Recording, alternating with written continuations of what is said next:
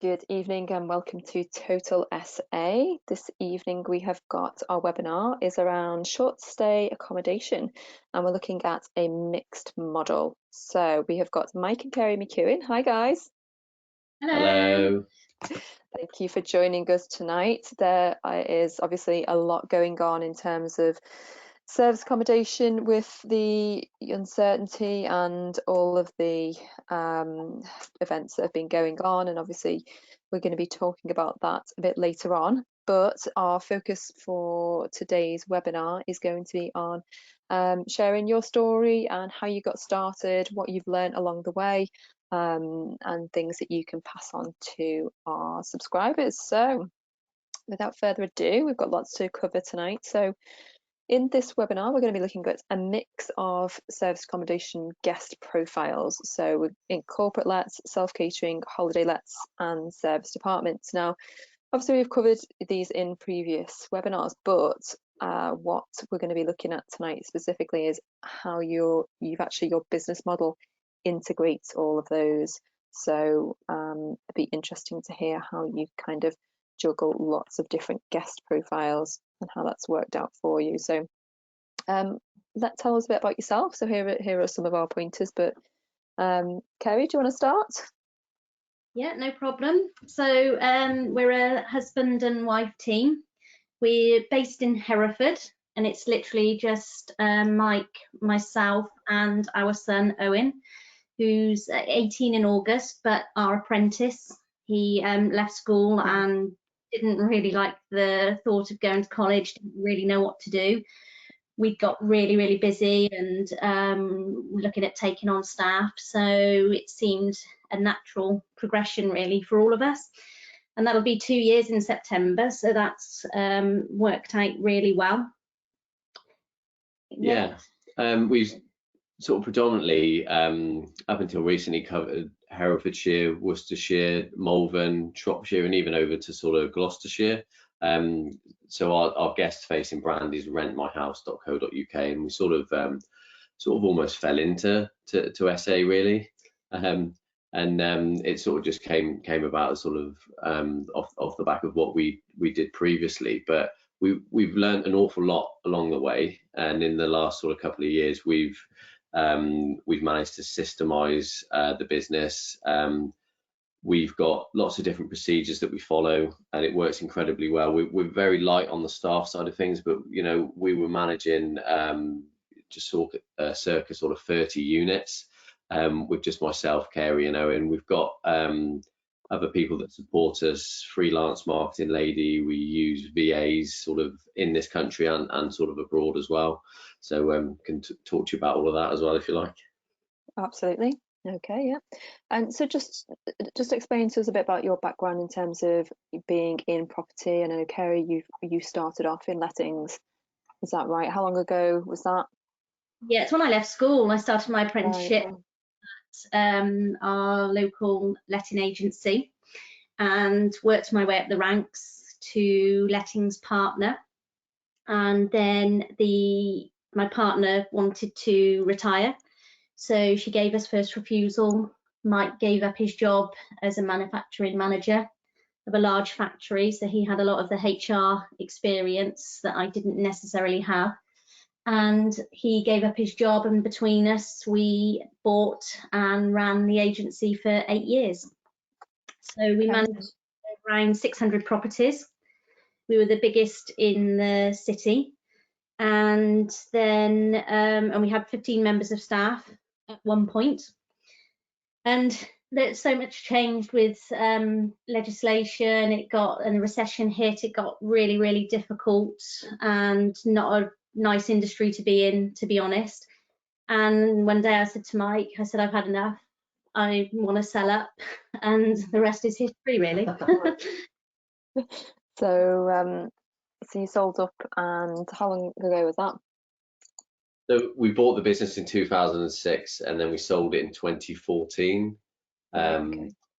We sold to quite a well-known competitor actually, and it just worked really well. It sort of allowed us to step back and have a look at what we wanted to do. We could have continued indefinitely, I suppose. We were quite comfortable, but I think we both got to the stage where it wasn't really sort of challenging us, and we didn't really enjoy it anymore. So we diversified into sort of business consultancy. We had restricted covenants, and that was really good. We had our own clients, and then we started to come back together then, and where we had clients that we both worked for. So I would go in and help on things like the HR, procurement, purchasing side of things, and then Carey would help with sort of the accounting and sort of event management and different bits and pieces. So that sort of worked really well. And then we sort of we got into the mindset again of looking to see what other business we could start to be able to work together again.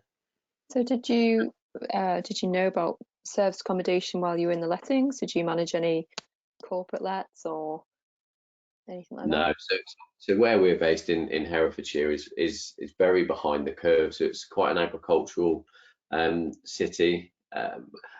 We've got a cathedral. We are a city as such, but it's more like a big village, if you like. So it's quite behind the curve, as I said. So although serviced accommodation has been around for quite a while in some of the biggest cities, nobody ever really sort of touched it here. So Carey sort of came across it, and I initially said it would, it's never going to work here, but you sort of discovered it, didn't you? Yeah, I think towards the end of our letting days as well, we had identified that more and more people were coming in and asking for properties for 2 or 3 months. Short-term side of things, maybe not the 2 nights like we do now for SA, but people in between house sales and things like that, or they didn't, obviously didn't want to break the chain of the house sale, so they were looking for somewhere for just maybe a month, 2 or 3. We never really had a for it, did we? No. We used to have to ask people to sign a 6-month AST, but then we'd have to negotiate a break clause with the landlords, and then the incoming tenant would then have to give a month's notice, and it was all just really a bit of a square peg in a round hole. Yeah, no, that makes sense. So you came across a serviced accommodation course, just a 2-day, like a weekend one, and then from that you just thought you'll give it a go, or? Well, Carey discovered a book first of all, an online book, wasn't it? Yes, yeah, and read that, did a course, 2-day course. Like Mike said, he was very resistant to it all, but he came around, and at the same time we had a property of our own that was empty, and came away from the course really upbeat about it all, and raring to go really, and furnished it and got it on booking.com and Airbnb, and within a matter of hours had a booking. Wow. So but that was exciting. It really gave us the bug for it. It did take us 3 weeks to furnish the first one. We learnt a lot from that, haven't we? Yeah, completely. And it was funny really, because one of our first clients was one of our neighbours who lived just sort of around the corner, and he saw us coming back and forth all the time, lots of different bits of furniture, things being delivered, and he asked us what we were doing, and we told him, and at the time he had an apartment become available. It sits at the bottom of a HMO that he's got, but it is self-contained, and he just refurbished it. And I think he'd had bad experience of an AST tenant, and was quite intrigued by what we were doing. So he said, "Oh, would you be willing to give it a go with my property too?" So we had to sort of discuss the intricacies of how it would potentially work. So we decided that we'd manage it for him. So that was our first managed property, and then we had a lady that booked it for a period of 2 months. She was coming here to work for the local authority as a contractor, whilst they recruited somebody to take on the role that she was covering full time. So she needed somewhere for sort of 8 weeks, and she booked this small apartment that we had, but it wasn't close enough to the town centre. So she said, "Could you find us something else?" So obviously, having had lots of contacts here locally with landlords and whatnot, previously, we contacted one of our old clients. He had an apartment available, and we rented it, and then obviously let it as serviced accommodation to this lady. So that was our first rent to rent. So all of a sudden, then we had one that we owned, one that we managed for a client, and then obviously our first rent to rent as well. And how long was the rent to rent or rent to SA? How long was that contract for? Well, we took it on initially for 12 months, and we just used our previous experience and knowledge of obviously legal contracts, etc. And we just felt that that was a sensible amount of time to really give it a good shot.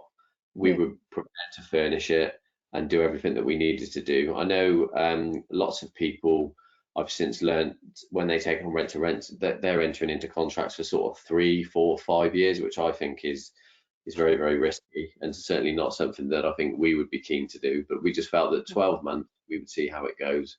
And that lady that came, who worked for the local authority, she ended up being with us for 9 months.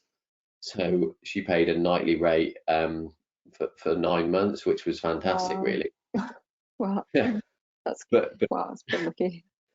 Yeah, it was good. Time. It did, but we had colleagues of hers contact us, and it meant that we didn't have capacity. So we had the 3 properties, and they were continually always booked.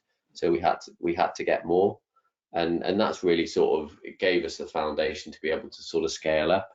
The client that gave us that 2-bedroom apartment, that was one of 15 that he's got.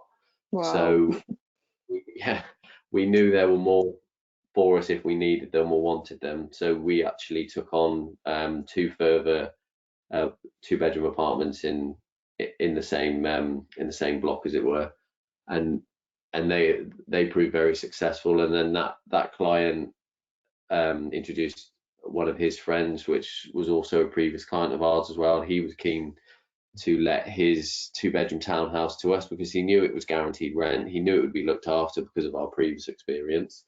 And then I had a family member contact us as well. So all in all, we ended up then in quick succession ramping up to sort of, we had 5 rent to rents then at that point, which was fine, but we capped it at that for a reason, really, because we wanted to grow the management model, because although it's not necessarily always as lucrative as the rent to rent side of things, it's you de-risk it quite a lot. So we felt that it was quite a liability to have more than sort of 5 rent to rents. Obviously, if you were ever to enter a period where perhaps there would be no bookings, you obviously still carry the liability of all of the rent and the utilities and everything else. So again, since we've started, we've come across operators. We sit on a service accommodation mastermind boardroom group, don't we? And I do know there are operators sort of in other parts of the country that they are in the double figures and well into double figures of the amount of rent to rents that they've got, which I think is quite scary. And it might suit those guys, different markets to the ones that perhaps, but it isn't for us. And we used it really to grow our management model. And actually, we've stepped back from almost all of those rent to rents now, haven't we? Yeah, the 3 have been handed back and 2 left to hand back. But it's times like this that we're going through now, where we have seen a significant drop in bookings, that all of a sudden a rent to rent is a massive liability for your business. Yeah. Well, let's come on to that towards the end, and let's have a look at some of the content we've got. So here are the 2. Here's the your lettings, the property there, the premises that you used to use. So some nice pictures. Okay, so let's just dive into your guests. So you've had was it intentional to have different types of guest profiles? We haven't really got a clue No, who our guests would be really, as most people probably start out, you know, unless you really know your market. I mean, even we've been trading for nearly 3 years now, and we've got no competitors apart from your average person that rents out a room on Airbnb, or their property, rents them out themselves. There's no other agents in town or in the city that we could do any competitor analysis on, is there? No, there were a few single property operators, but yeah, as Kerry said, there wasn't really anything to go at. And I think what we wanted to do, we wanted to provide a certain level of accommodation in respect of the quality, but we also, I think, were a little bit concerned that we wouldn't get any bookings. So we put really nice furnishings in, we put Sky TV in, we put games consoles in, we just all sort of anything and everything that we could think of that might appeal. Kerry and I've got a family as well, obviously together, so we've got 3 children, and the age range of that at the time was sort of 9, 16 and sort of 18. So we had quite a bit of input from the kids as well, because obviously we just wanted to then appeal to families that might travel as well. So as Kerry said, we really didn't know, so we just tried to tick as many boxes as possible. And that really is, say to us now, and it's quite hard when you want to do the marketing side of things as well, because people say, what's your avatar, and we say anything. And honestly, yeah. Well, did you? I know it's sort of by accident, but did you feel that you had, because you had that diversification, that you were more profitable? And well, I think what we found was initially we would have somebody would book for work, so it might be that they would be an office worker. I remember 2 guys that worked in IT, and they came here Monday to Friday for a few weeks, and the guy has been back since with his family, so he quite liked the area, and because he knew the properties and the bits and pieces we provided, he sort of knew the standard of accommodation that he was getting, so booked back. So although it was the same individual, he came for a different, if that makes sense. So I think we sort of started to feel then, and as we were sort of advising clients, because I touched on the rent to rent earlier, but that enabled us to really get a good feel for the market, and we had proven models that were obviously working. So when we spoke to clients about their properties being potentially used for this purpose, our advice was always to set them up in such a way that you try to appeal to all markets, because obviously in order to get the occupancy levels that we've been fortunate enough to get, it just comes from trying to accommodate everybody's needs, perhaps during the week and then long weekends, and then all of a sudden we found that the occupancy levels have been in the 90s, really, haven't they? I think during off-peak times we definitely we keep going with contractors, don't we? Like even now we've got some contractors, so Monday to Friday that is our core core market. But then come like March, April, and then into the summer, every weekend we've got tourists and your leisure guests, really. It's quite unique, really, to have sort of the whole of the market of guests, because normally in a lot of the webinars we've done for this program, it's about how to choose your guests based on, or how to understand your area and what are going to be the most popular guests. Because what we typically say to people is, if you're in a city centre, don't necessarily go for perhaps corporate if you're in a prime location for hen parties and weekend travellers. So whereas if you've got a property next to a hospital, it makes sense obviously to target those guests there. So it's quite interesting how you've sort of naturally attracted like just the diversity of guests there. So it's brilliant. We'll have to be the only agent doing it. Yes. Like I said, in the beginning we really didn't know who we were targeting, really, and it is quite unusual. I think the more and more people we speak to across the country, it is quite unusual that we can target the the contractors and the holiday makers, really. But it's also, I think, because we've almost always lived here, you become quite ignorant to what's going on in your local area. And I would say to anybody that's sort of starting out or looking at potential area to get started with, is to really have a look at what's going on. I never would have considered that we'd have the level of tourism that we have here, and lots of people come from all over for many different reasons. Like I say, we were quite ignorant to that at first, and also what's going on from a regeneration point of view as well. There's an awful lot of development happening here. We've had a link road, a new medical centre, a bypass is on its way, and all of these bits and pieces can really you can use to work in your favour. Right. I suppose it's not really something you would necessarily know about unless you had sort of done your research in that area. Was it surprising how many contractors you got? Yes, without a doubt. Yeah, and like I said, even now during these times, obviously we've got no holiday makers, but like Mike touched on, then we've got a big medical centre being built where 6 or 7 different doctors' surgeries are all going to be under one roof. So the contractors are still that we're housing at the moment are here to work on that. So it's essential that that's up and running as possible, and so that's why they're allowed to carry on working. Yeah, it's critical infrastructure, and so again, having not done this, we wouldn't have really sort of considered that, because although we may have the companies and the skills, all those trades sort of locally, it doesn't always work like that, does it? Sometimes things go to tender and bits and pieces, and all the time, companies are being brought in from other areas to come and do that particular work. Yeah. Okay. Well, let's have a look at the contractors then. So, this was, something you've talked about before in the past about how the contractors how they used the property was different than what you expected.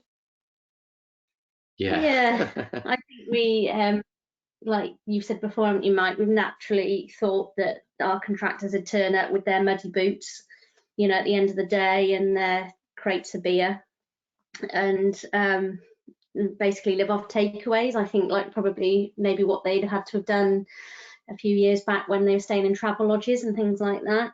But they do love the accommodation, don't they? I think it's cheaper than being in a travel lodge. Well, they like to pool their money, so I think what we found is they generally have an allowance per night or per week, and they like to try and not spend all of that. And if they can go into a property, maybe 2 or 3 of them, then it can work out much cheaper for them. And obviously they've got the ability then to be completely self-contained. If they want to cook their own food, they can. I spoke to a gang of guys last week, and it was exactly that. They were struggling to find anywhere. They were on the verge of potentially having to book either a Premier Inn or a travel lodge, and we had a property then become available, and they were so thankful because they just wanted to go and do their shopping, be able to cook their own breakfast. As we said before as well, the gym is a big thing now. Guys want to come and eat proper meals, cook proper food, not live on pub grub, and they want access to gyms and bits and pieces. So it really is very, very different market to what we expected it to be, isn't it? Yeah. They're very, very good, asking for extra cleaning equipment, hoovers and bits and pieces, so that the muddy boot lager drinking really what we're getting. So who do you say they kind of pool their money so they get an allowance? Do they choose the accommodation themselves? Because I would have assumed it would have been their employer that booked it in advance. It's a bit of both, really. Combination, isn't it? Yeah, sometimes we'll have the lads themselves ring up. Sometimes the office or their company book initially. We get a lot of direct bookings by identifying when they booked initially through booking.com and Airbnb that they're contractors, and we ring them midway through the week to find out how their stay's going, just some general chit chat and seeing if they want accommodation next week again. And that's, again, like I said, where we get a lot of direct bookings from, and just build up the relationship with them, and they really respect that and like it. So yeah, it is, you know, 50-50 on who books it, to be honest. Yeah. Okay. We leave our literature and bits and pieces in each property as well. So obviously, if anybody is returning, they are sort of incentivized to sort of come to us direct as well.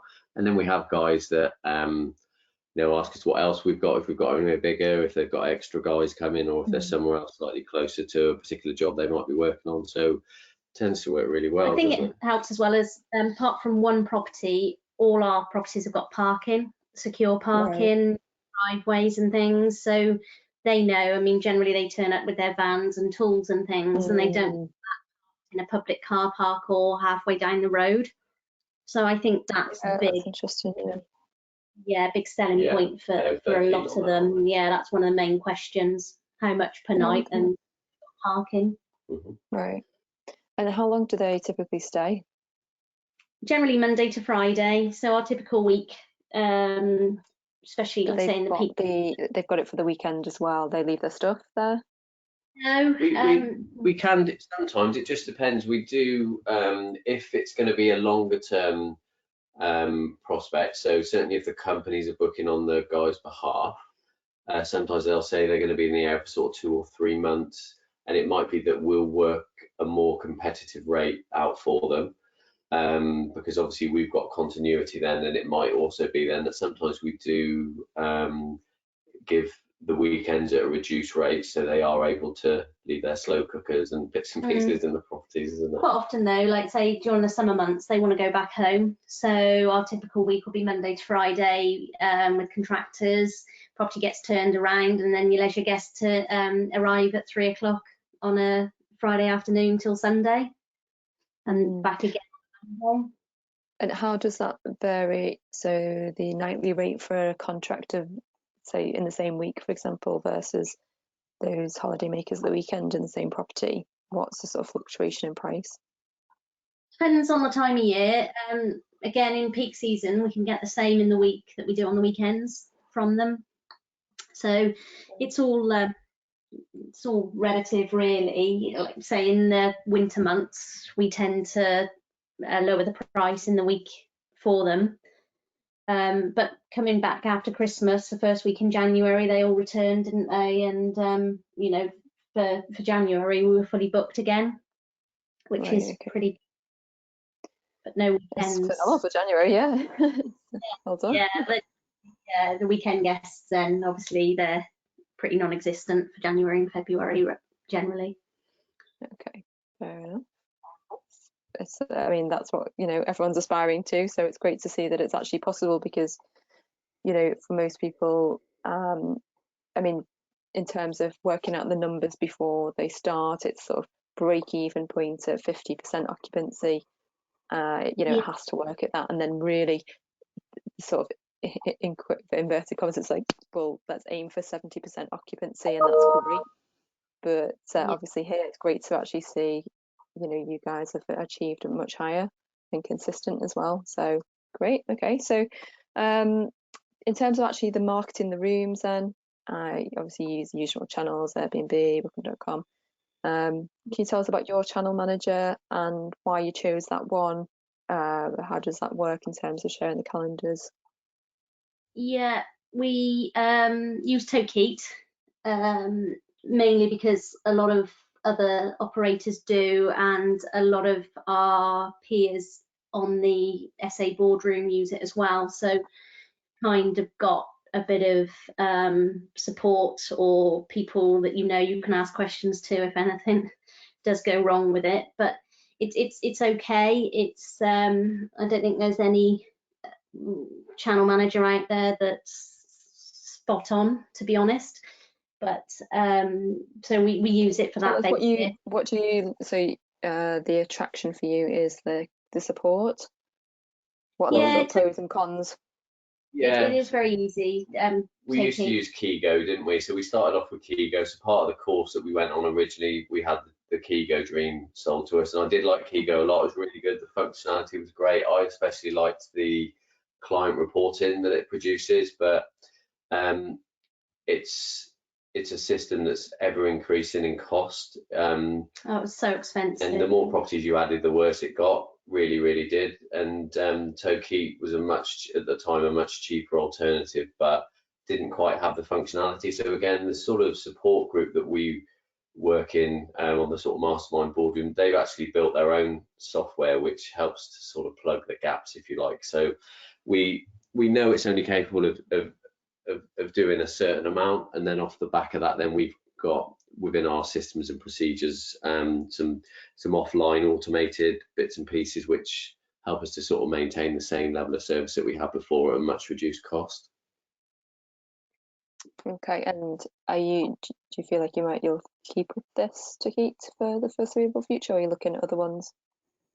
Well, because our peers are building this software that's, like Mike said, is going to plug the gaps, it is doing its job at the moment. I think once this software is up and running that they've built, it's amazing, and it will help. So don't fix it. Yeah, we use other sort of offline support bits and pieces that integrate with it to a point, don't we, in respect of Slack and Trello and whatnot, don't we? Yeah. But ultimately, we just use it for the calendars, and it integrates with all the portals, so Booking.com, Airbnb, and just when we first started out, we didn't have a channel manager, and we had these 2 and 3 properties, and having to manually, as soon as somebody booked on Airbnb, we're having to manually block it off on Booking.com to avoid the double bookings. So when we did get a channel manager, it was a lot easier, wasn't it? Yeah. But yeah, so far we're okay with Tokeep. They, like I said, there's pros and cons to all of them, really. The research that we've done, it seems to be the best of a bad bunch. I mean, it's debatable. Others may argue other bits and pieces work better, but I just think from our point of view, it's working, isn't it? We make it work, and the other bits and pieces and the support we've got, it's fine for now, isn't it? We've got our website attached to it as well that's free. Okay. So helped quite a lot, and does help with direct bookings. Yeah. So it is worth it for that, really, that people can, when we say come to us direct for better rates, we can direct straight to the website, and they can pay on the website as well. Does Booking.com allow you to say that in your advert? So we're listed on Booking.com, so we've got business status. So our properties are listed with the property name, and it says that it's hosted by Rent My House. So that we're not being devious there at all. It just says that who the host is, and that's us. That's our company. So if people are able to find us, that's yeah, fine. It's all part of the listing name, isn't it? Which works quite well. Yeah, it's part of the brand there, I suppose. Okay, so Google rankings, and tell us about this, why you've gone to, sort of looking into, have you invested a lot of time and money into getting the rankings very high? We've not invested any money. It's everything that I've done myself, really. Yeah, or just from helping to build the website with the keywords, but also we've got every property on individually on Google My Business, which does work. Okay. So if somebody types in anything like any apartment, service accommodation, anything in Hereford, a lot of our properties come up, and then our actual company website comes up on page 1 underneath Airbnb and Booking.com. Again, it's probably because we're the only agent in Hereford that people did that with like London or Manchester might not be as popular. We look at the Google Analytics, and it does drive a lot of traffic to our website. So that's why we get a lot of direct bookings from the Google rankings. But I can't say that it's anything especially magical that I've done. I think it's lots of things really. Having the unique URL, so obviously rentmyhouse.co.uk has been great, and we wanted it obviously for that purpose. It passes the radio test, and I think that that's quite an important element with anybody that's sort of starting out to consider that side of things, to have the ability to be able to take direct bookings, you know, branding, a proper company, because all of these things, Google really likes all of that. So you will get traffic organically then. So 40% is really high, isn't it? Yeah, like it's a mixture of things really. It's the traffic from Google, but also like I mentioned earlier, the fact as well. Sorry. It's your reputation as well. It's having built on those relationships with the contractors, with guests previously. A lot of repeat business. The marketing side of things as well. We've had a lady work for us since we started, and the marketing that she's produced for us, I think certainly in the early days made us seem a lot bigger than we were. Very good on social media, and you know, we've got very professional brochures, that obviously PDFs that we can email out, but also sort of printed copies as well. So all of this sort of helps with the credibility side of things. And we introduced ourselves when we first started to all of the solicitors in the local area, all of the estate agents. We wrote to them, all of the large local companies as well. We had a corporate booking going back, I think November of last year. We had a company director that had come over from the States, and he brought his family, and he was with us for just over 3 months. And it was because when we first started, we wrote to the company that he worked for to say what we did. So I think once people start to understand and learn what you do, and you sort of get the message out there, a lot of these people will find you direct, won't they? Yeah, LinkedIn's it sounds like really proactive. Yes, yeah, you just gotta, you know, get your name out there, and you know, I suppose, like, again, it probably helps the area that we're in. You know, a lot of people know a lot of people, you know, and so it's just getting out there what you do. Yeah, but it's good to kind of put this number of the 40% on, because I see the value in promoting the brand and you know, having that social media presence. But I would not have imagined you'd have got up to 40% direct bookings from that. So that's really encouraging to hear, because I maybe it's different again in different areas, you know, but perhaps more competition, so London or big cities, but it's fantastic, you know, you've been able to achieve that. And I suppose going forward there might be a limit.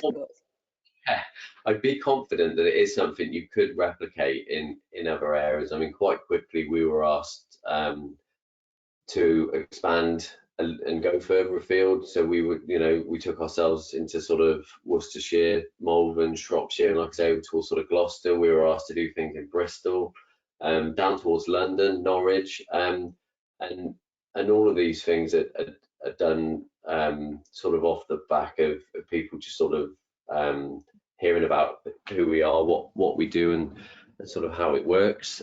We also help to guide and mentor other service accommodation operators in other areas, and we have seen you know, where these contacts of ours have sort of replicated what we did. It also has worked very well for them. Carey mentioned just then sort of LinkedIn. You know, our marketing lady went through and connected with various different sort of project managers on LinkedIn for all the sort of large local companies, really understood what was happening in the local demographics for all of those areas. And again, we just encourage anybody new to this to do the same for their chosen area as well, because I think all of these things can be replicated there too.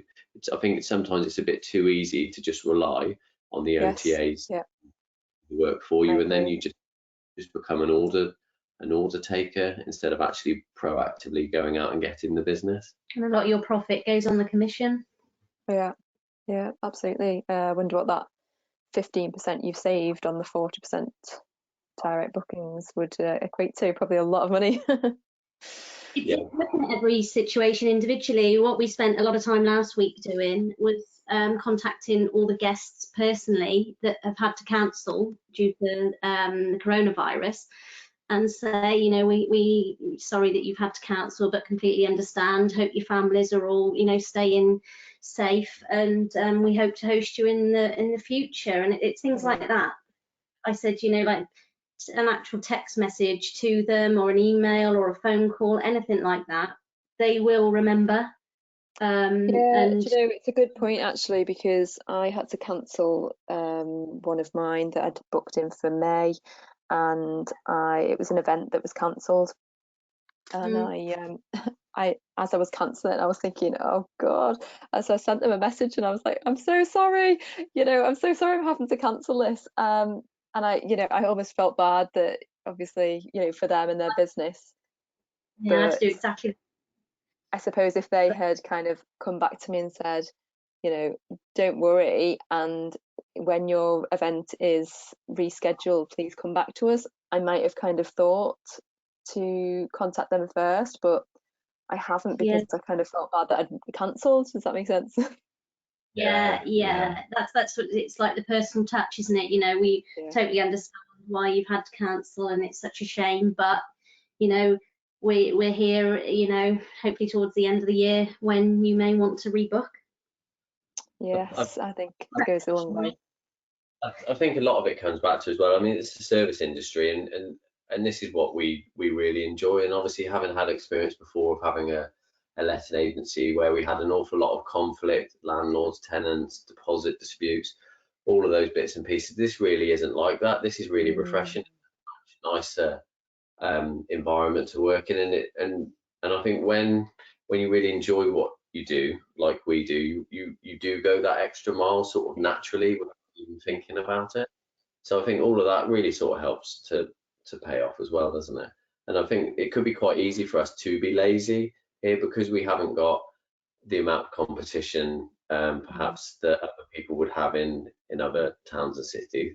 Like I say, it could be quite easy for us to just sit here and be lazy, but that really isn't us. And I think that it's helped us to win business, make contacts. You know, we work with investors now, we build our own houses, so we're involved in development, and all of this has come about really um, from really enjoying what we do, and always going that extra mile, isn't it? And the new people that we've met since having the letting agency, where we were kind of stuck in a bubble.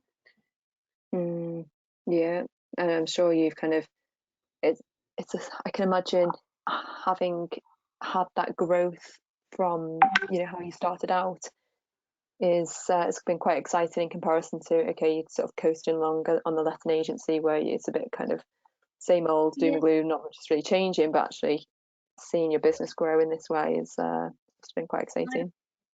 Done it since leaving school as well, so I'd done it for like 20 years. Wow. Which, you know, did get a little bit monotonous towards the end. Yeah, did you feel like you had more control over this as well? So like you say, you can go that extra mile in terms of personal touch, and you just sort of make your own rules up. Set it up from the start instead of buying an existing business that you know you were kind of with the we did change a lot, but you know, we won't go into that, but you know, being stuck with the clients, the tenants, the procedures, the systems, and all of that, and you couldn't really put much of a mark on it yourself, whereas with this we set it up from scratch, and I think that's what gave us the buzz, wasn't it? We're much more because like you say, we've seen something grow. What we did previously was more of an investment, perhaps, that we took on an existing business. We almost doubled the size of it. You know, we had 15 members of staff, and all of that side of things was great. But this has been like a little seed that has just blossomed, and that's, I think, is where our sort of passion for it comes from, isn't it? Yeah, it is. Oh, okay. Well, let's have a look at some of the systems you put in place then. So talk us through some of these, and just to give the bigger, you know, the picture that you actually started out by doing the changeovers yourself, and you've done this from scratch. So it's not like you've just walked into having these systems are kind of, I think it's worth saying, because a lot of our members are learning all of these systems and procedures now without, before they get started, whereas for the majority of everyone we've interviewed, they've learned the hard way. Yeah, and we did to a certain extent, but I absolutely love, my passion is systems and procedures, and a lot of my business consultancy when we sold the letting agency was putting systems and procedures into businesses. So again, it was really nice to be able to do that for our own business as well. So it goes without saying, like it says on there, that good systems are absolutely essential. That's how we can manage up to 30 properties with only 3 of us in the office, because it is labour intensive. At one point when it was just Mike and I, and we were doing all the turnarounds, we were working all day, every day. We started off doing one night stays to encourage bookings, so we were forever around the property, which luckily was just 5 minutes away from our own house, and we were literally there every single day. But it was important for us to do that, to understand how we wanted it done, so that when we eventually got our cleaner, we could explain and show her what was needed. We did, or I did, the linen myself, so washed, ironed, all of that every day. Sheets and towels all over the house, didn't we? Yeah. So, but again, it is important to do these things. But we wanted to do it as well to know what was involved. The whole managing of other people's SA units was totally alien to us, and we wanted to know how to manage the properties, so that we could come up with a management package. And that goes for the bookings, the adding the properties onto the different portals, because that can take a bit of time, getting the photographs right, getting a professional in, and things like that. So, and because it was only Mike and I in the beginning, and only one property, we did have the time to do it. But as we got more and more properties, then obviously the turnarounds and the linen side of things became an absolute nightmare. And then that's when we started introducing different people. So in hindsight, would you have done the changeovers yourself? Would you have still done that yourself from the start, or were you glad that you kind of? Yeah. And I would say to anybody starting out that initially, that I think you need to have an idea of how that needs to be done. So when you do introduce a housekeeper,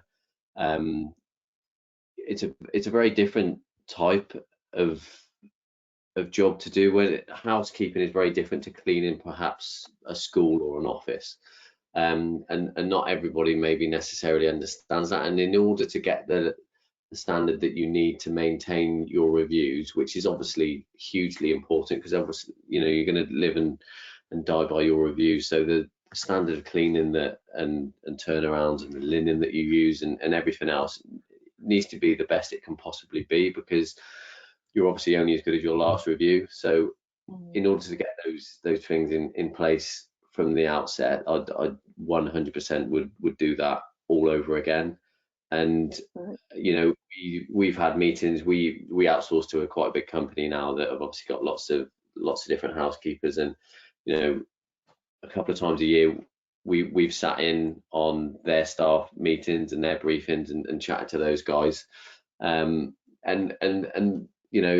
they fully bought into what we're trying to achieve, and I think they hugely respect the fact that we've been down on our hands and knees and done exactly what we're asking them to do.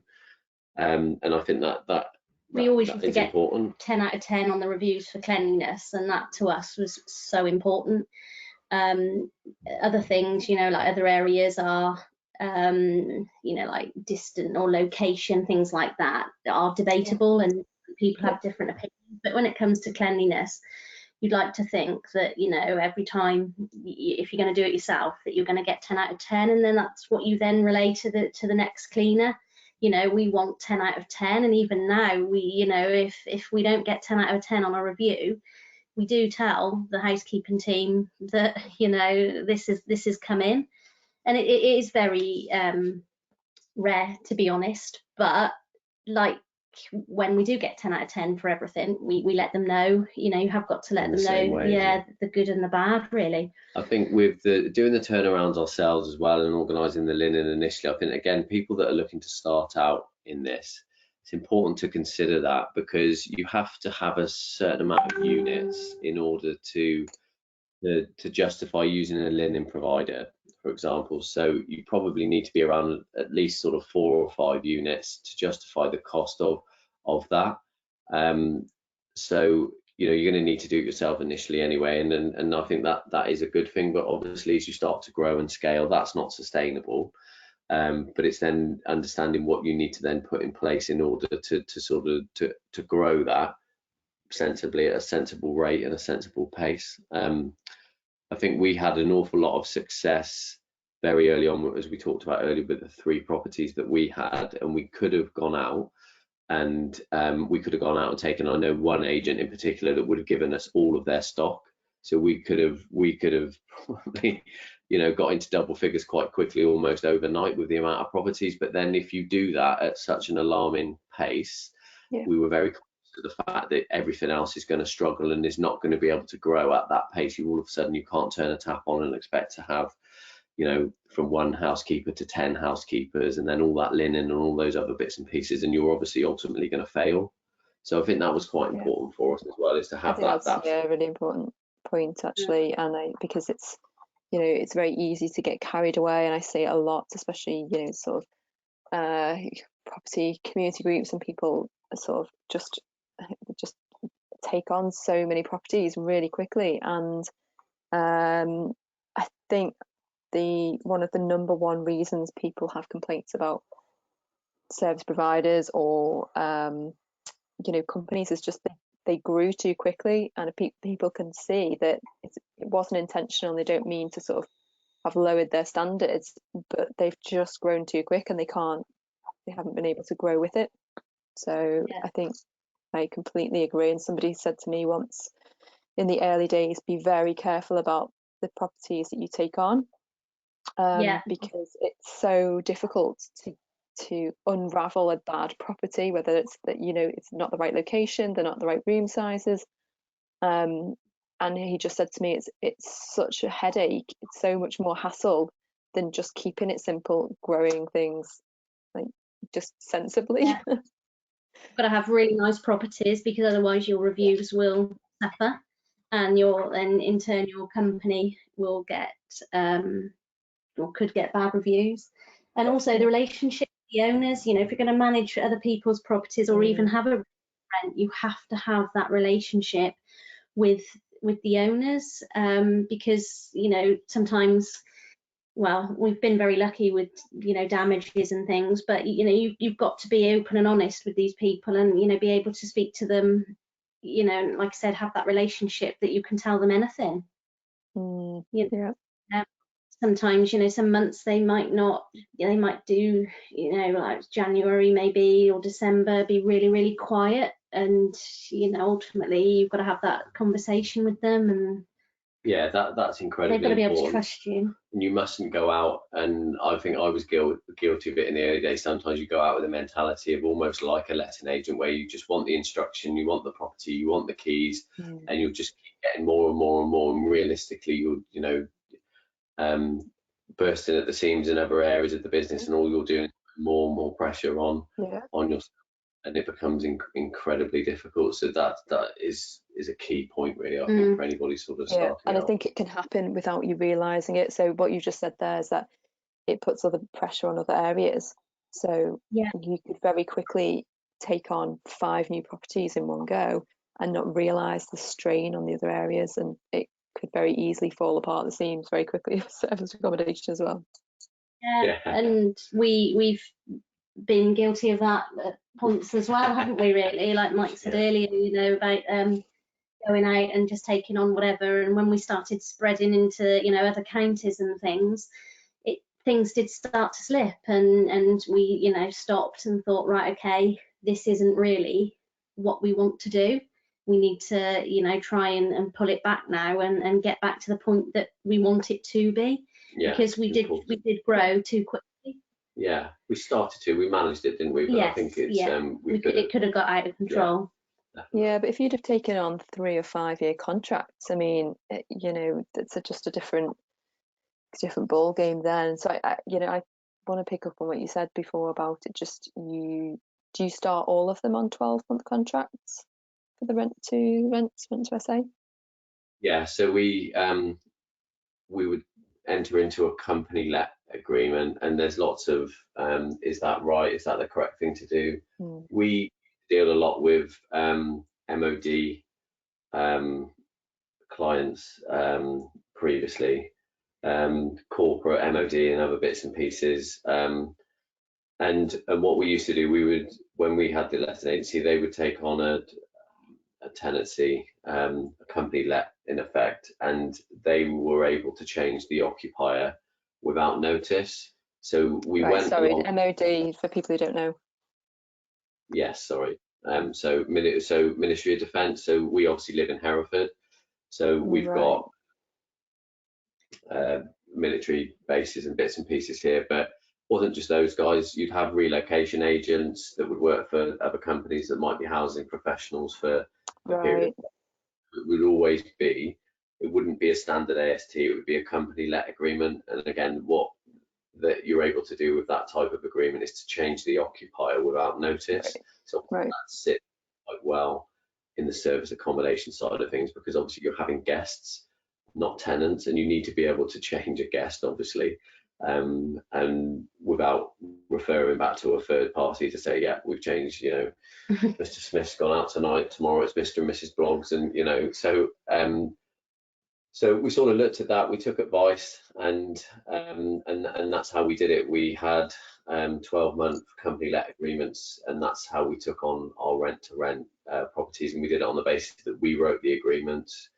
The terms were heavily weighted in our favour, and if the client wanted to come on board and wanted things like the guaranteed rent, which we would sort of underwrite ourselves, then great. If they wanted to start having terms that weren't really that favourable to us, or longer periods than 12 months, then we were sort of sensible enough and strong enough to sort of say no and walk away. Yeah, it's interesting. So a lot, sometimes the rent to rent model is based on you going in and spending a considerable sum, either renovating it or furnishing the property, so that, you know, the theory is you have a 3 to 5 year contract in order to, perhaps the first year might be break even, or, you know, first 6 months break even, then after that is profit. So were you finding that you weren't having to spend that money up front, or was it just that the profits were so high that you didn't need 3 to 5 years? We leveraged our experience and our contacts to not have to pay deposits, not pay fees, and obviously we had a proven track record in the property industry locally that we could sort of, like I say, we could leverage to not have to do that. I think but we could have the pick of the properties, really, that we'd only have to go to the agent's website and see which properties were on the you know, as available, and approach that landlord with the agent as well, you know, cut them out. But we knew who the owners were, so we could then say, look, how do you feel about us, you know, trialing this? And generally there were properties that they were all properties that we just literally put the furniture into. So we have been lucky in that respect. I think from our experience, landlords want the properties looked after and they want the rent paid on time. So we sort of did it on that basis. We didn't really want to have huge sums of money tied up in deposits, because that was obviously a concern. The more rent to rents people get, and certainly if they're looking at sort of 3 to 5 year periods and they're tying up, you know, lots of cash in deposits and bits and pieces, it wasn't something that we were keen to do. I know a lot of people in other areas do that, but certainly how we educate and mentor students, if you like, is on the basis that that's something to try and avoid, because also 12 months can obviously come and go a lot quicker than sort of 3 or 5 years. So if something isn't working, you know, I certainly wouldn't want to be tied into a longer term than that. And I think we just felt that if we needed to move to another property at the end of the 12 months, or we were asked to, or whatever else, that well, then just so be it, really, isn't it? And we Yeah, sort I of think it's brilliant, to be honest. I think it's very abundant sort of mindset and very risk averse. You know, you're really covering yourself by doing that, and I don't really see any reason why people can't do that. Obviously, for some landlords, the appeal is the long-term guaranteed rent, but the concept is new to a lot of landlords. So, you know, if people went in with an initial 12-month contract, if it is fine for both of us, we can continue, as long as obviously people aren't spending too much up front. But yeah, I like it. Okay. Sorry. good concept. I just think that certainly if it's an individual who's just starting out and they're offering to take a property on for that period of time, I actually think that could put a landlord off, because good point. Yeah, much shorter to perhaps consider if it's right for them as well. But again, that's just how it's worked for us, isn't it? Yeah, makes sense. Okay, so conscious we've got some more things to get through, so let's have a bit pricing. So how do you decide on what prices to use? Obviously, you said at the beginning that you didn't really have anything to compare it to. So you've got an automatic pricing tool. Is that within the channel manager? No, we use Price Labs. So I know Tokeet have got. Again for me. Yeah, we use Price Labs. Price Labs. Okay. So Tokeet have got their own pricing tool, but because we weren't 100% with Tokeet, we thought, wow, do we want to put all our eggs in one basket, as it were? So we use Price Labs, which is very good. It in the very beginning, I used to do all the rates myself and tweak it probably every other day, depending on how busy we were and what the demand was for, like, the following, you know, for that weekend. And the following week. So this takes the job away from me, and it is a lot cleverer than me, because it looks at the demand in your neighbourhood. So it'll look at all the other guest houses, B&Bs, hotels, and it will price your property accordingly, depending on the percentage of accommodation in your area that's booked. And does it just show the booked one, or does it tell you how much interest of people like looking in that area? Does it factor that in as well? Yeah, it shows you like the calendar for all the months, and if you hover over a date, it'll tell you the percentage of accommodation in your area that's already booked. But if you go to if you skip ahead to like August, the prices or like peak, like it says on there about Hay Festival, which is a local festival for us, anything that's peak season or high demand, it'll just hike the prices up to the point where sometimes I look at it and think, my word, are we ever gonna achieve as the time gets closer to it, you can also set a base rate. So as it gets closer to that time, it will throw it right down back to your base rate. So it is very clever. And when we were at 30 properties, doing the revenue management for all of them was quite time consuming. So this is a nice tool that takes that off my hands, really. And like I said, a lot cleverer than what, you know, it's got a lot more information than I could ever predict. Yeah. So how, you know, when it said it goes to the peak and then it drops again, how close to the date before it sort of starts to kind of tail off that peak? It's roughly a week or two. It might push it up, say in 3 weeks' time, to maybe £5 or £10 more than what your base rate is, but it's designed to get the optimum price per night for you.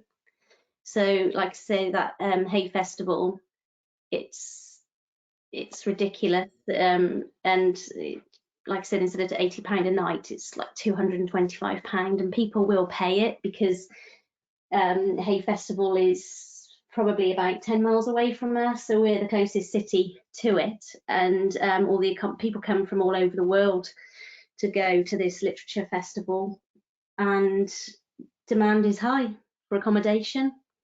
Right, So okay. And how much does how much does that cost you per month for the Price Lab, and does it integrate with Takit? yeah, so you set all your prices in Price Labs, and then it fires that through to Takit, and then Takit obviously fires it through to the portals. And it costs us at the moment about £190 a month for just over 20 properties. Okay. So it's not too bad, and like I said, it's hours every week.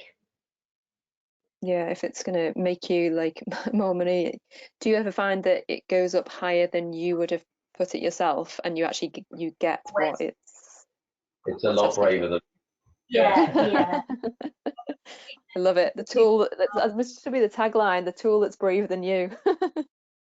Yeah, that's exactly what it is. Yeah, like I said, you look at it and you're like cringing because you're thinking, my word, like we'd never put it at that rate, and you know, people do book it.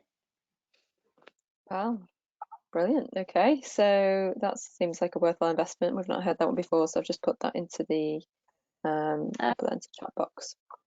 Okay, Yeah. so here is just an example of some of your properties. Are Yeah. there any kind of noticeable differences between them? Are they all pretty similar? Yeah, so it's quite interesting actually. So where you've got Goldcrest House, so that's a 4-bedroom house that we manage for a client. So that was added probably about 12 months ago. And the other 5 that you've got there are our 5 initial rent to rents. So they're all 2-bedroom properties. Harrison Street is a 2-bedroom townhouse. That's incredibly popular. It's in town, but it's got parking, 2 double bedrooms. Then we've got 3 over at Taylor's Court. They're just on the outskirts of the sort of centre of town, really good access, all with parking. And then the Mayflower Coach House was the very first property that we started with. So I think on booking.com it's got about a 9.8 rating, and we've had probably about 500 guests. So and it's 1 double bedroom, 1 single bedroom, and it's a little coach house, so it sits above 3 garages. On a standard AST that would achieve about £600, and our it sort of grosses just under 3k for us. It's maybe not a typical month, but a good month, and then the sort of gross profit on that would be about 15, about £1,500–1,600. So that's the equivalent to sort of a 5-bedroom detached house on an AST in this area. So you can see that done properly with the occupancy levels that we can get can be incredibly lucrative. Absolutely. Okay, well, let's have a look at one of the properties. So Raven House, which one's this then? Where does it fall in the sequence of you taking on? So this is one that we own. So we actually purchased this property with a view to building a house in the garden. So our son used to go to the property for his maths tuition for his GCSEs, and after one lesson, the guy that used to do the tuition said that he was going to have to bring it to an end because he was having to move away because of family. So we said, well, okay, we're into property. If you want to get the property valued, it might be that you know, we can purchase it.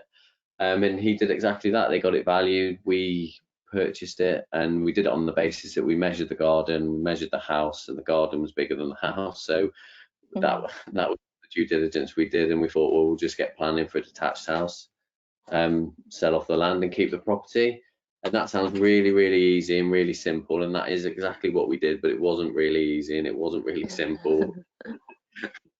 And so huge learning curve for us. So we got planning, but there was a restricted covenant and whatever else. And whilst we went for planning, we let it for 6 months on an AST, and we achieved £800 a month. And that tenant needed to leave at the end of the term, which was fine. So we were already up and running then. We had our 5 rent to rents. So this was probably property number 6. And it was by accident really, or just the fact that it became available, and we said, well, okay, well, why don't we try it? We didn't think for 1 minute it would work. It's probably 1.5 miles from the centre of town, maybe even 2 miles. It is close to some local shops and a pub and bits and pieces, and it's got parking. But it is an ex-local authority, 3-bedroom, 2 doubles, a box room, and a sort of lounge and kitchen diner. So we furnished it. We turned the lounge into a double bedroom. So we had 4 bedrooms. We put twin rooms upstairs, and we turned the large sort of dining room into a sort of lounge diner, and put it on and sort of hoped for the best. And again, it's been really, really successful. It's quite a favourite again with contractors because it's got the twin rooms. Those guys will share bedrooms. Obviously, they don't want to share beds, but they'll share a room if it means that they can pool their money and all save on their digs, as it were. And it is continually booked all the time, and it's considering it's only got 1 bathroom as well. That's what we were worried about with the. Yeah. It was the first time as well that we'd put single beds in a room. Up until then, we thought, oh, you know, maybe families, or, you know, in the 2-bed apartments, 2 double beds and a sofa bed, you know, your classic. And this was the first time that we tried the single beds, because we'd started to have such a demand, or so many requests from contractors. So we thought, right, okay, well, let's give it a go. So put the single beds in. So we've got 5 single beds in there and a double bed. And I say still just the 1 bathroom, but they just love the fact that they pay, you know, £20–25 a night each, and Wow. their own kitchen, really. Wow. And I think an interesting point there as well is we and ahed for a long time with this one whether or not to put zip link beds in, and that is something actually that we don't put in any of our properties now, and probably never will. And I know a lot of people, again, if you look on the forums and the groups, and some people swear by them, but we've found that you have to carry an awful lot of extra linen. There's a lot more logistics involved in obviously what the housekeepers have to do. Then you have to start asking guests how they would like the property set up. So you're providing much more choice and much more work for yourself. So it is debatable, isn't it? Yeah, we have thought about it a lot, but it's just preference for us that. And to be fair, the single and double beds have worked fine, and king size beds in the bigger ones. And it's something that I always say to clients if we're taking on a property to manage, is to set them up in such a way that you can have a combination maybe of a double room and twin room. And that's probably something that we learned that we did wrong in the early days with the first few properties. We put lots of double beds in, and actually I think we may have benefited from having a mixture of double rooms and twin room. So on this one, you've got 5 single beds, or are there any of them doubles? Yeah, so there's a double in the what was the lounge, so a downstairs bedroom as a double bed, and then 2 twin rooms, so 4 single beds, and then a single room with just a single bed. Right, so 4 contractors could have really a room each, or 6 could share. Okay. Well, you learn something new every day. Yes, yeah. Yeah, we're surprised how popular it is, to be fair, aren't we? Yeah. Okay, so we've sort of covered up most of the content now. Tell us about what has been going on, and I just want to say thank you again for joining us tonight, because I know it's probably been a very stressful time for you, and you know, it's quite a sensitive sort of time to be talking about it, but so feel free to just share as much or as little as you want on terms of how you found what's been going on recently. Okay. Yeah, I mean, it's important to be completely honest, obviously, with this. So we had pretty turbulent 7 days really from the anticipation of the government measures coming in, and then when they actually did come in, we had huge amount of cancellations left, right, and centre. People with bookings even towards the end of this year and into January of next year. So everything sort of in between. So a real sort of shift in dynamics. We had one of our largest properties with back-to-back bookings for almost the next few months. The calendar has been completely obliterated, which was quite daunting and not something obviously that we'd experienced before. Mm. But we're resilient. We've been in business for many years, and we've always been able to adapt and sort of overcome. And I think this is no different.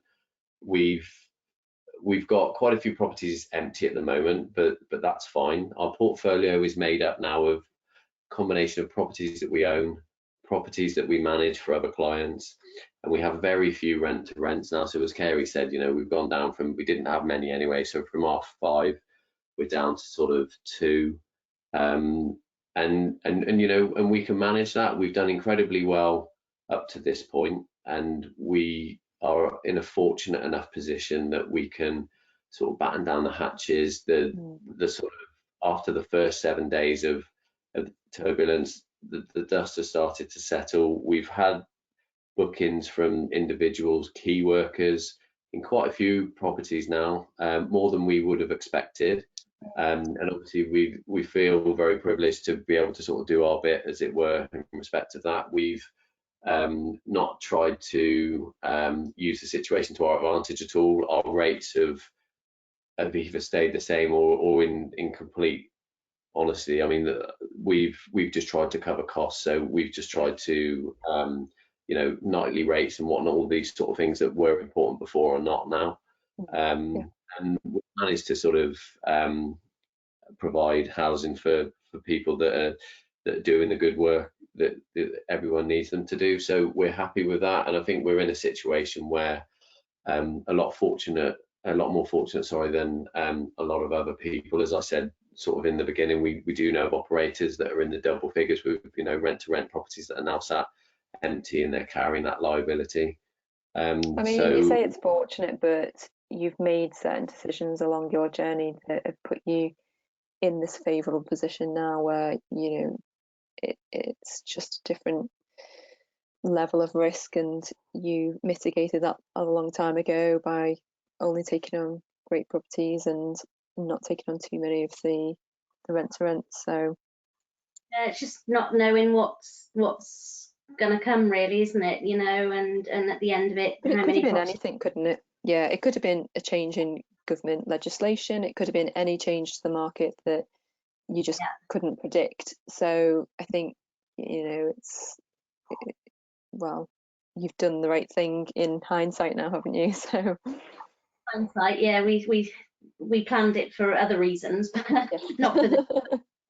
It has worked it has helped us a lot, to be fair. Yeah, we could have created an absolute animal and tried to take over the whole world, and I know the boardroom group that we sit on said that they'd never seen a business grow so fast, and we could have maintained that, but like I say, we would have created an absolute animal. We'd have gone back to having lots of staff again, lots of properties to look after, and then I really wonder where we would have been now. So yes, yeah, it's just something for people to think about, I suppose.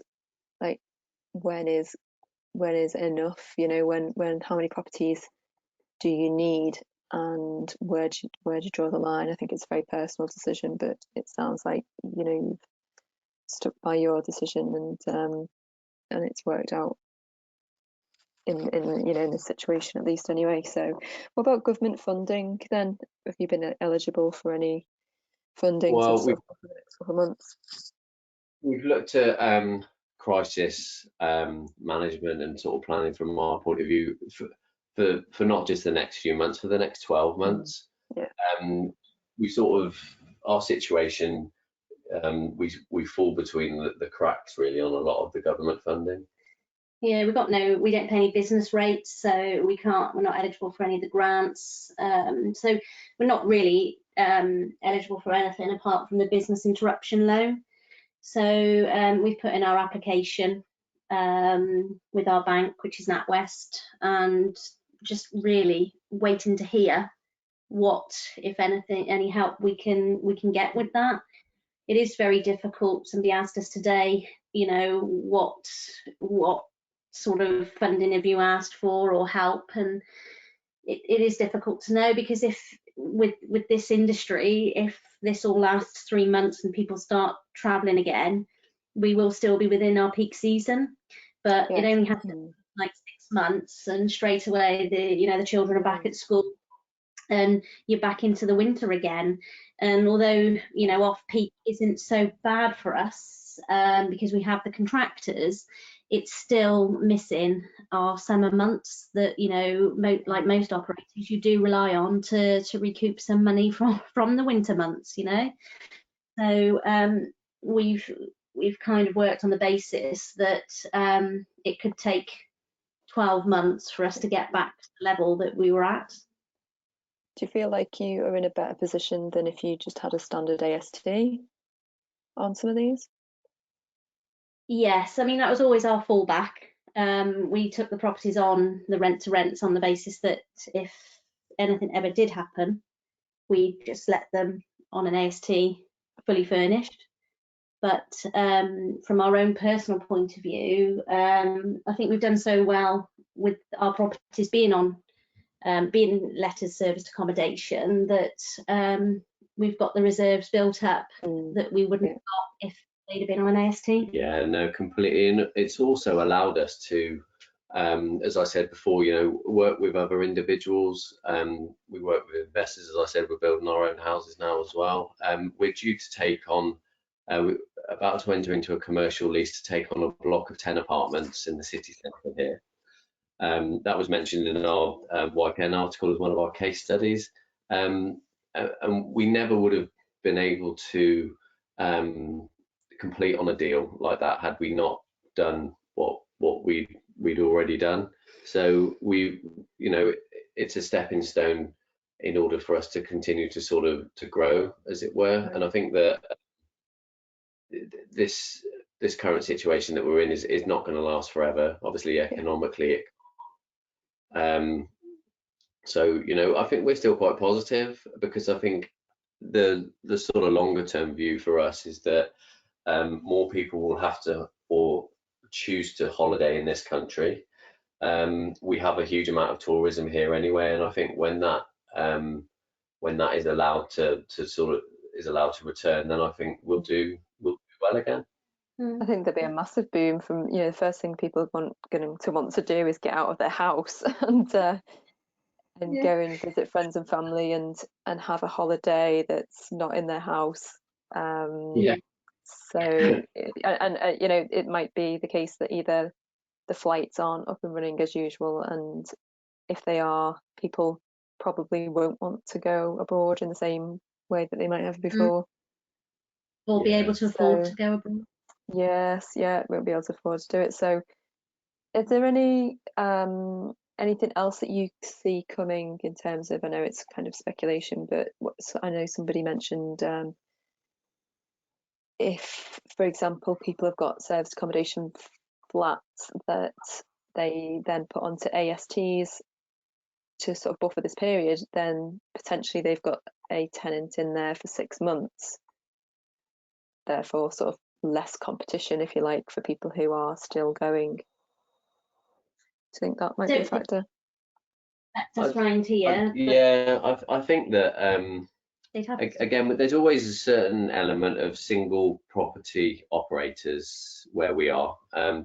Anybody can put a property onto Airbnb. Obviously, you can just wander around with your phone, a bit of a description, take some photos, and it's there. And we've never sort of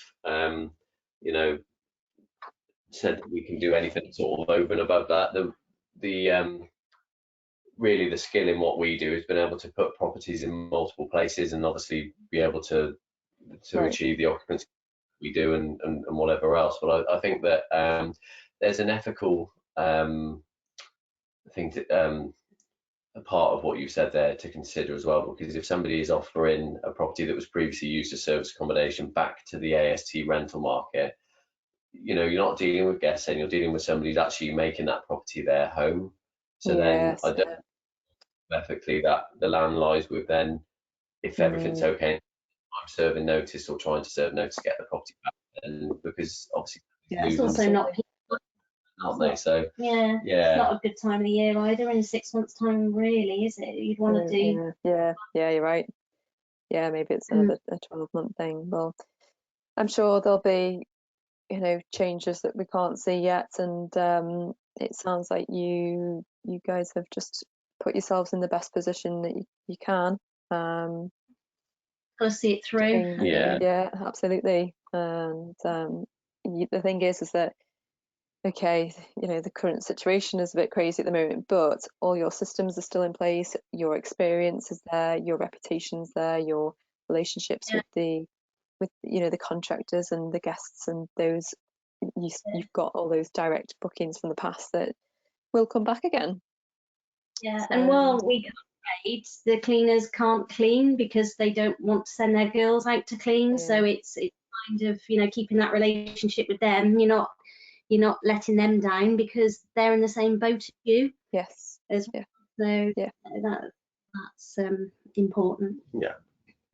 Okay, well, it'd be sort of actually be really interesting to sort of have you back on in a couple of months' time and see how things have changed and how Yeah, you've been getting on in the meantime. So yeah, brilliant. um, let's have a look then. So for people who are wanting to get involved in service accommodation, here are some of your action points. So we've had some of these in previous webinars, but I think it's always good to sort of repeat these because people, life's busy, and at the moment people might have more time, so it's good to have a refresher of these. So research your local area, competition, the size of other properties, and average nightly rates. So if people are new to Total SA, this group, maybe they might have joined in the last couple of weeks, we do have a webinar that looks at this exact topic. So it will tell you with Richard Evans, and he talks you through exactly how to do that research. So if it's something that you haven't done yet, then now is the time to do that. Decide on your target market. So who's your avatar? Now, it might be like Mike and Carey, that it might be everybody, all different types of guests. But even though you do cater for all guests, you are predominantly targeting the contractors. So okay, so make a list of you said that you sort of you were trialing the first property and then suddenly you realized there was more contractors than usual. If you were advising people how to do that research to find out about the contractors, where would you look? Where would you sort of send people? We started to look. So the amount of travel lodges and Premier Inns and bits and pieces that we've got seems to be growing all the time. So we would sometimes we just notice various different sort of branded vans in their car parks. We'd make a note of the different sort of companies and sort of then go from there, contact those companies, find out why they were in the area, how long they were going to be here for, what their accommodation requirement was. Did they have a budget? Could we help? That type of thing. Um, and similar to sort of things with building sites, we had quite a large development here.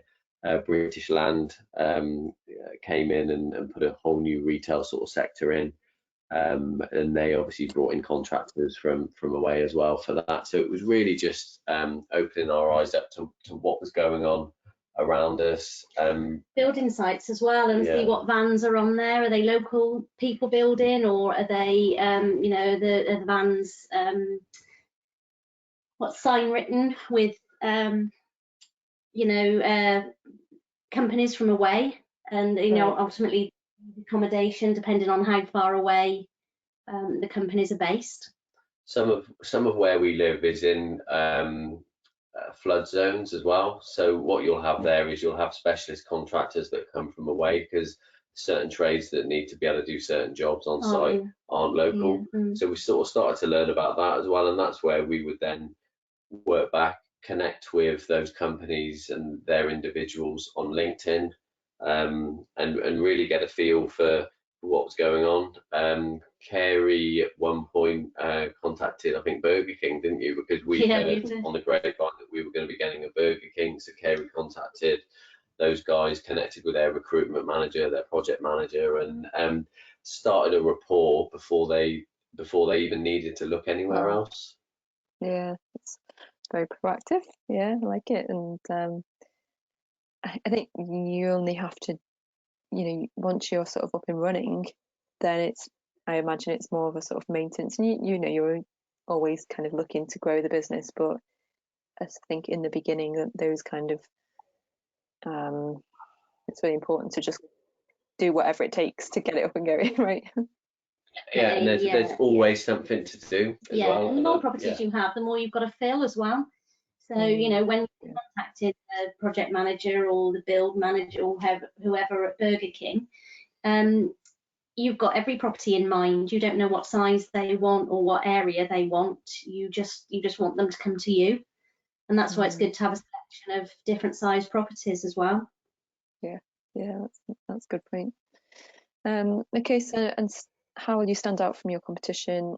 Your own website branding, I think that is something to consider. I would say to people, you know, don't put off taking the action and while you're just sort of waiting to decide on what your logo is, but at the same time, it's, you know, having that brand out there and having that consistency is, you know, you've got a great brand. It's very memorable. It's very clear and relevant. So it's obviously worked for you. And I imagine that when you're speaking to these agents or you're speaking to the contractors or especially like, you know, you call up Burger King, when they can see your website, I'm sure that holds a lot of weight.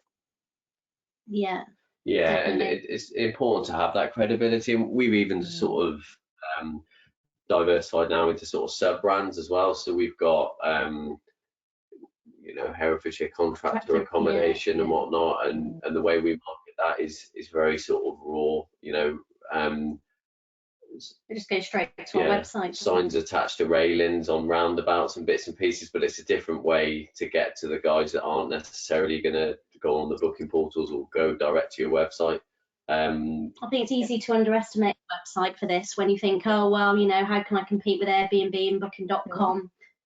So many people start off thinking, oh, well, I only need to be on those portals, but that's fine. But a lot of your money will go on their commission. So, you know, there's better than getting a direct booking, is there? Oh, and some people that we met in the early days that were setting up were relying purely on Facebook, which, you know, Facebook is never going to be able to facilitate you being able to take a direct booking autonomously. So, oh yeah, without a doubt. And if you get a good channel manager, if they ever make one, but no, if you get a good channel manager that, you know, provides the facility of which a lot of them do, then it's just making the best of that, really. Yeah, true. Yeah. Okay, and I suppose for people to consider how far they go in terms of furnishing it and what they're providing, what is their USP, their unique selling point, what makes them different and stand out from the crowd. Sometimes you look at these adverts, you know, on Airbnb and you think, God, it's not hard to stand out. But obviously it depends on you want to have a certain standard, right? Yeah, and everything is very visual. So we always use a professional photographer, and you'd be surprised they're not as expensive as a lot of people think. So straight away, our images are, you know, in the top 5 or 10% of the best listings that are on the booking portal, purely just because we've used somebody who knows what they're doing, they're passionate about what they do. You know, as I said before, anybody can put a property onto onto Airbnb and walk around with their iPhone, but that can't compete with you know, wide angle lenses and somebody who really doesn't know what they're doing. So that is a must for us. And I mean, I think it's easy from us, like, again, because we're the only ones in the city, the only agents. But we do say to our students, don't we, that you have got to think what's going to stand out from the other listings. You've got to think, even just Netflix these days, that's so popular, and for kids and adults, and just getting an account that, or Sky, that they can log into their Netflix, anything like that. Yeah, it's an easy just way to add value. Absolutely. That puts you above. Why would you not put things like a smart TV in? So relatively cheap, aren't they? Bits and pieces like that. You don't necessarily have to go to the lengths that we have. With games consoles and whatnot, the ones we have put those in, the feedback's been great. But again, I don't think it's a must, and I don't think people would come back just because there was an Xbox there. I don't know. Yeah.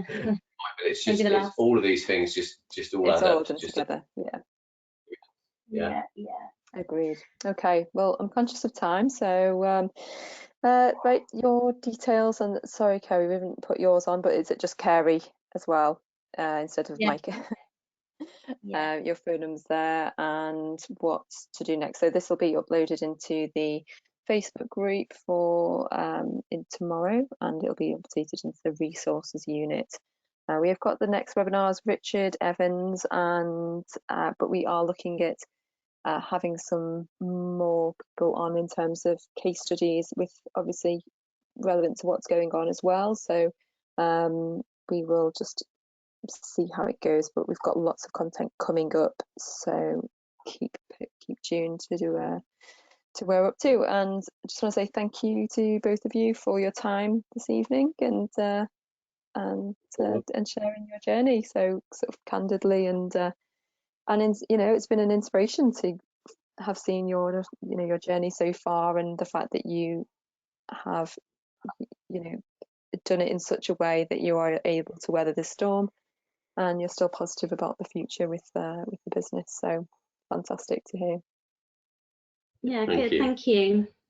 And thank you for everyone for joining us tonight, and we will see you next time on the 21st of April. Okay, thanks guys, take care. Thanks, bye-bye. Thanks, bye-bye. Bye.